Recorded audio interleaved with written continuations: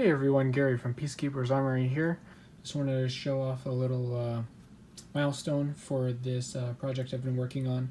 So this is a Fallen Order saber from 89 Sabers, the first gen, that I had done up by Joss Rose, who did a fantastic job weathering it up for me. So thank you, Joss. And I've been chipping away at machining a crystal chamber for it. This is not for me, this is for a friend of mine at work. This was going to be his hilt for celebration. I'm still hoping that we're going to be able to get to use those, but most likely it'll be delayed.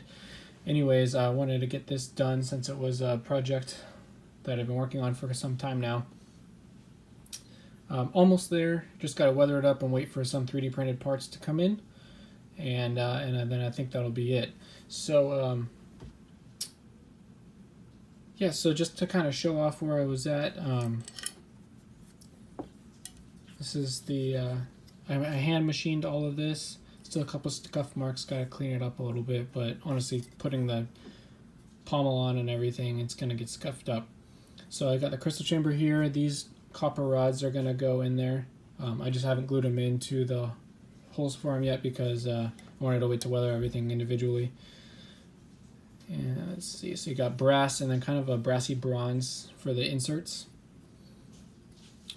So some accent holes in here just for aesthetics, and then back here is going to be where the kill switch is.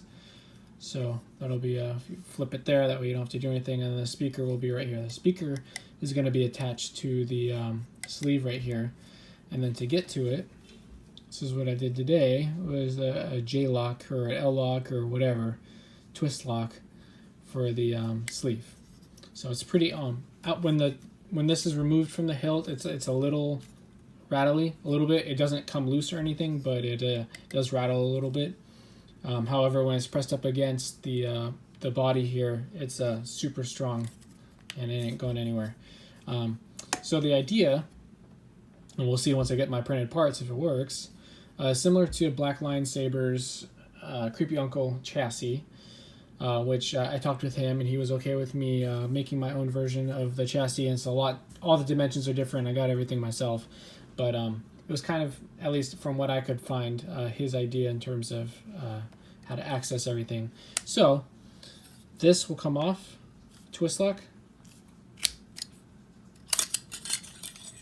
boom. Speaker will still be attached here with the stock speaker pogo pins, and then the soundboard. The kill switch stays where it is, but the soundboard, the 1.3mm recharge port, and the speaker pins themselves are going to be flush with this. So once with the speakers back here, it'll touch the pins, then it'll be perfect. Hopefully. But so you'll be able to access the board, SD card, all that cool stuff without really having to do much. You won't have to use a screwdriver or anything. As you can see, the battery is a removable battery, so that'll be an extra convenience. And right now this is held in with a set screw right here. It is not going to stay that way. The set screw will not be there.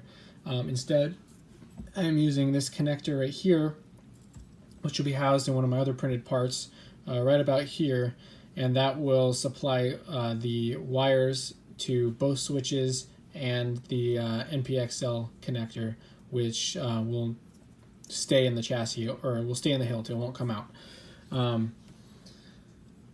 So that is that's pretty much that. So like I said, an extra convenience, no tools necessary. Even to replace the battery, no tools will be necessary, because if I can find, of course, all of my, let's see, I think this is it.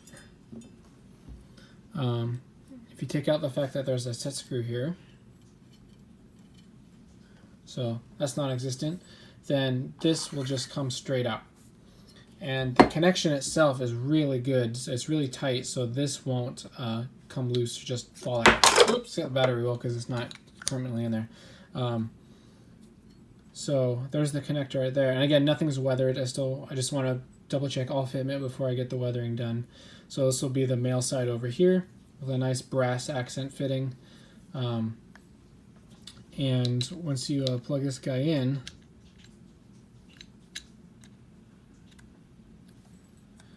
it's not, I can't pull it out with my hands. Well, with this little bit of real estate, but you know, you got the whole hilt, you'll be able to pop it right out. So that's really cool. I'm really pleased with how it's turning out. I can't wait to see it all weathered up. Hopefully we'll be able to access the yeah, I think it kind of mixed through there, so that'll work well. You just pop this guy back in here, pretend like it's just a connector, and do this, keep it steady, and then so you can do all the tinkering right here. You can recharge the saber, and then you put this guy back on, hides the battery, locks that in place, boom, you'll have sound, 2 switches, and the NPXL. So I'm really happy with how this is turning out, especially considering it's my first major project, and I can't wait to install it all together. I would put the pommel on, but with the set screw, you can see it pushes. The dimensions weren't exact for the core or for the sleeve for that matter, so the little extra wiggle room is being taken up by pushing the set screw on there, so I don't want to thread it on. I'll scratch up the whole surface.